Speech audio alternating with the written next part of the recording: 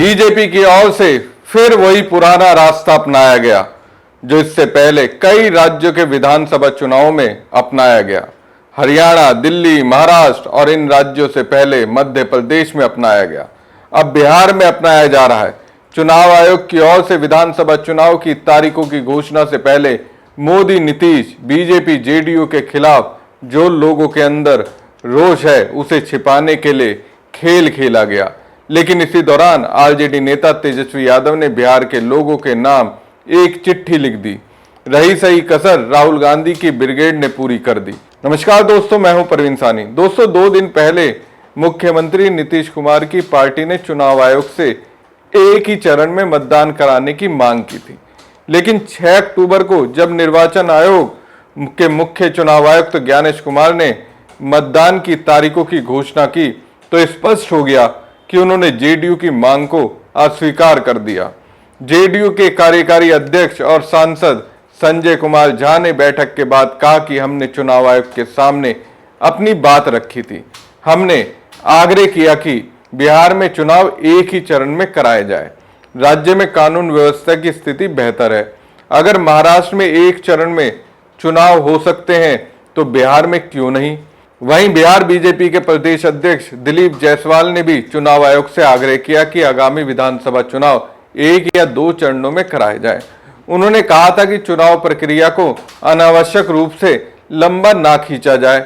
इसके अलावा इंडिया गठबंधन ने 2 चरणों में चुनाव कराने की मांग की थी। सीपीआई एमएल की ओर से मांग की गई थी कि आगामी चुनाव को 2 चरणों में संपन्न कराया जाए। कहा कि बिहार विधानसभा चुनाव की घोषणा होने वाली है। हम आपसे कहना चाहेंगे कि कई चरणों में चुनाव बोझिल, खर्चीला व थकाऊ होता है, खासकर हम जैसी पार्टियों के लिए। इसलिए आपसे आग्रह है कि बिहार विधानसभा चुनाव 2 चरणों में ही संपन्न कराया जाए। मुख्य चुनाव आयुक्त ने स्पष्ट कहा कि बिहार के चुनाव 2 चरणों में होंगे। पहले चरण का मतदान 6 नवंबर और दूसरे चरण का मतदान 11 नवंबर को होगा और 14 नवंबर को काउंटिंग होगी। लेकिन चुनाव आयोग तारीखों की घोषणा करता उससे पहले एक सर्वे आ गया। ये सर्वे विधानसभा चुनाव में किसको कितनी सीटें मिलेगी ये बता रहा है। मार्टिज आईएनएस ने ओपिनियन पोल किया है। इस सर्वे की माने तो बिहार में एनडीए का पलड़ा भारी नजर आ रहा है। लोग सीएम नीतीश कुमार के कामों पर मोहर लगाते नजर आ रहे हैं। इस सर्वे के ओपिनियन पोल के मुताबिक बिहार विधानसभा चुनाव 2025 में एनडीए को 150 से 160 सीटें मिल सकती है। वहीं महागठबंधन के 70 से 80 सीटें और अन्य को 9 से 12 सीटें मिल सकती हैं। सर्वे की माने तो एनडीए के 49%, महागठबंधन को 36% और अन्य को 15% वोट मिल सकते हैं। इस सर्वे में यह दावा किया जा रहा है एनडीए में बीजेपी सबसे बड़ी पार्टी बनकर उभर सकती है। सर्वे की माने तो बीजेपी को 80 से 85, जेडीयू को 60 से 65, हमको 3 से 6 सीटें, एलजेपी आर को 4 से 6 सीटें, आरएलएम को 1 से 2 सीटें आ सकती है। महागठबंधन में आरजेडी को 60 से 65 सीटें, कांग्रेस को 7 से 10 सीटें, सीपीआई एमएल को 6 से 9 सीटें, सीपीआई को 0 से 1 सीटें, सीपीआईएम को 0 से 1 सीट, वीआईपी को 2 से 4 सीटें मिलने का अनुमान है। और देखिए, सर्वे में ये पूछा गया मुख्यमंत्री पद के लिए पहली पसंद कौन है, तो पता है पहले नंबर पर किसे रखा गया। पहले नंबर पर बिहार के मुख्यमंत्री नीतीश कुमार को विराजमान किया गया। दूसरे नंबर पर तेजस्वी यादव को पहुंचाया गया। नीतीश कुमार 42% बिहार के लोगों ने सीएम पद के लिए अपनी पहली पसंद बताया। दोस्तों, अपने आप में यह हैरान करने वाली बात है। मेरी नजर में एक खेल क्यों आया, क्यों मुझे लगता है माहौल बनाने का प्रयास शुरू हो गया, क्यों मुझे लगता है ये कमोवेश बीजेपी के गोद में बैठी सर्वे एजेंसियों की ओर से वही रास्ता अपनाने का प्रयास है जो लोकसभा चुनाव के दौरान अपनाया गया, जब कई सर्वे एजेंसियों ने बीजेपी की अगुवाई वाले एनडीए को 300 के पार सीटें दी थी। लेकिन जब परिणाम आया तो 240 पर बीजेपी सिमट गई। ये कमोवेश मध्य प्रदेश, महाराष्ट्र, हरियाणा, दिल्ली विधानसभा चुनाव के दौरान सर्वे एजेंसियों की ओर से अपनाई गई स्ट्रैटेजी दिख रही है। जब इन राज्यों में चुनाव से पहले कई सर्वे में पहले विपक्ष को आगे दिखाया गया, लेकिन जैसे ही आखिरी ओपिनियन पोल किया, उसमें बीजेपी को आगे दिखा दिया गया। फिर एग्जिट पोल में भी यही दिखाया गया और आखिरकार इन राज्यों में बीजेपी की सरकार बनी। लेकिन इन राज्यों में विपक्ष की ओर से दावा किया गया उनके मतदाताओं के वोट काटे गए, वोटों का एडिशन और डिलीशन किया गया, वोट चोरी हुआ। कांग्रेस नेता राहुल गांधी ने तो बकायदा सबूत पेश कर दिया। क्या माना जाए, बीजेपी जेडीयू सर्वे एजेंसियों के जरिए अपनी पार्टी के खिलाफ बिहार की जनता के अंदर नेगेटिव अप्रोच को पॉजिटिव बनाने में लगी है। क्या ऐसा करने के पीछे यह मकसद है कि जब वोट चोरी के रास्ते पर चलें तो जनता के गुस्से से बचा जा सके? बिहार के लोगों को क्या भ्रम की स्थिति में डालने का प्रयास हो रहा है ताकि बीजेपी जेडीयू के खिलाफ जिनके अंदर रोष है वो रोष को सिर्फ अपने तक सीमित रहने के बारे में सोचें और आवाज ना उठा सकें? कुछ तो खेल है, वरना सोचिए, जिस तेजस्वी यादव को मुख्यमंत्री पद के लिए अब तक सर्वे एजेंसियां सीएम नीतीश से आगे दिखा रही थी, 40 से 42% लोगों का फेवरेट बता रही थी, नीतीश को इसी पद के लिए 20 से 22% लोगों के लिए उपयुक्त मान रही थी, वही तेजस्वी को सिर्फ 15% बिहार के लोग फेवरेट क्यों मानने लगे? कुछ तो खेल है। खैर, जैसे ये सर्वे आया, चुनाव आयोग ने तारीखों का ऐलान कर दिया। आरजेडी ने बिहार के लोगों के नाम एक लंबी चौड़ी चिट्ठी लिख दी। उन्होंने कहा, मेरे प्रिय बिहार वासियों, 14 नवंबर 2025 इस तारीख को हम सभी को याद कर लेना है। इतिहास के पन्ने को भविष्य में जब भी पलटा जाएगा तो ये तारीख बिहार के सुनहरे भविष्य, परिवर्तन, विकास और बुलंदी की शुरुआत बनकर हमेशा स्वर्ण अक्षरों में दिखेगी। परिवर्तन का बिगुल बज चुका है, जनता की जीत का शंखनाद हो चुका है। बस अब पूरे मनोयोग, समस्त ऊर्जा का संचय कर प्रत्येक बिहारवासी को जुट जाना है महागठबंधन की सरकार बनाने के लिए। बदलाव को आतुर बिहार 20 साल बाद अब परिवर्तन के लिए वोट करेगा। देश में सबसे अधिक युवाओं की आबादी वाले प्रदेश में अब की बार युवा बेरोजगारी को खत्म करने के लिए वोट करेंगे। बिहार में एक भी ऐसा घर नहीं बचेगा जिसका युवा बेरोजगार रहेगा। सबको तेजस्वी सरकार नौकरी देगी। जो काम एनडीए सरकार 17 सालों में नहीं कर पाई, वो हमने 17 महीने में करके दिखाया। 20 सालों में जो काम ये सरकार नहीं कर पाई, अब वो हम 20 महीने में कर दिखाएंगे। सबके सहयोग से बेहतर, विकसित और नया बिहार बनाएंगे।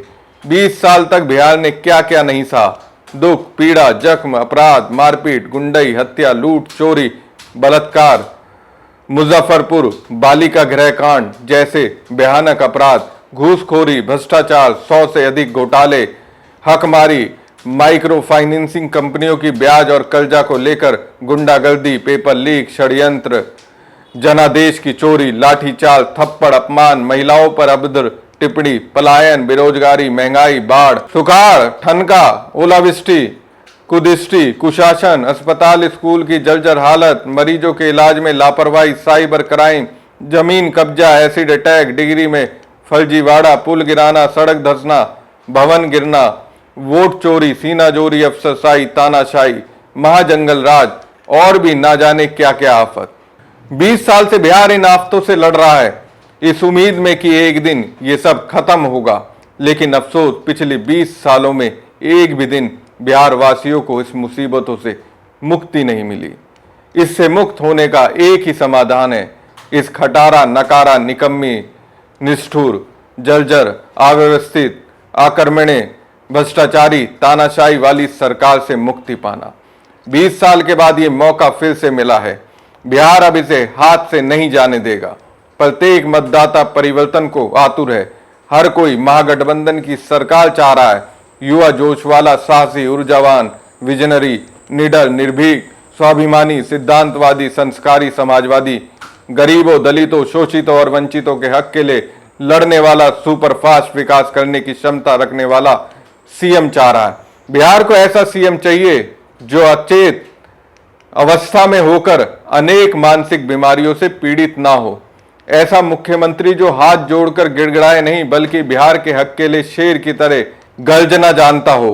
वो जिसकी ललकार ऐसी हो कि अपराधी थर थर कांपे, जिसकी हुंकार ऐसी हो कि भ्रष्टाचार का नामो निशान मिटा दे, और जिसकी इच्छा शक्ति ऐसी हो कि बिहार के रोजगार, सुख, समृद्धि और शांति के सपनों को पूरा कर पाए। मैं आप सभी बिहार वासियों का धन्यवाद कर आपको विश्वास दिलाता हूं कि आपकी और हमारी सरकार बनने के साथ ही पहले दिन से बिहार परिवर्तन की नई गौरव गाथा लिखना शुरू कर देंगे। आज केवल चुनाव की तारीखों की घोषणा नहीं हुई, बल्कि बिहार के उत्सव की शुरुआत हुई है। यह उत्सव रुकना नहीं चाहिए। दिवाली, छठ पूजा के बाद खत्म होगा बिहार का 20 साल का इंतजार। 20 साल के बाद ऐसा महात्योहार आएगा जो समझ, दुख, तकलीफों का हरण करेगा। उस दिन हर बिहारवासी तेजस्वी के साथ जीत का वर्ण करेगा, क्योंकि उस दिन हर बिहारवासी बनेगा बिहार का सीएम, यानी चेंज मेकर, नए बिहार का भाग्य विधाता। तो दोस्तों, तेजस्वी यादव ने मुख्यमंत्री नीतीश कुमार ने पिछले 20 सालों में बिहार के लिए क्या किया, पूरी कहानी कह दी, साथ ही अपने विजन को रख दिया। अब देखिए, इस सर्वे के जरिए सीएम नीतीश के कार्यकाल को पॉजिटिव रूप में पेश करने की कोशिश की गई, लेकिन इसी दौरान तेजस्वी ने बिहार के लोगों को याद दिला दिया 20 सालों में नीतीश ने क्या किया। इधर तेजस्वी यादव की ओर से चिट्ठी लिखी जाने के बाद राहुल गांधी की ब्रिगेड ने मोर्चा खोल दिया। उनका भी सीधा अटैक नीतीश पर हुआ। साथियों, आप लोग जैसा कि जानते हैं कि बिहार का चुनाव दहलीज पर खड़ा है और इलेक्शन कमीशन की भी जो प्रेस कॉन्फ्रेंस है वो कुछ समय में होने वाली है, और हम उम्मीद करते हैं कि शायद इलेक्शन कमीशन आज डेट्स की अनाउंसमेंट करेगा। बिहार के तमाम मुद्दों को लेकर बिहार प्रदेश कांग्रेस कमेटी के अध्यक्ष राजेश राम जी, राजेश राठौड़ जी और अभय दुबे जी, तमाम लीडर्स ने एक सीरीज शुरू की कि 20 साल और 20 सवाल, क्योंकि 20 साल से लगभग यहां पर जिस तरह से बीजेपी और जदयू का लंबे समय तक शासन रहा, कि किस तरह से चाहे वो यहाँ की सामाजिक स्थिति हो, चाहे वो यहाँ की आर्थिक स्थिति हो, चाहे वो शिक्षा का क्षेत्र रहा हो, चाहे स्वास्थ्य का क्षेत्र रहा हो, पूरी तरह से इन्होंने बिहार का बंटाधार किया है। एक कहावत है कि यथा राजा तथा प्रजा, तो जिस तरह के शिक्षाविद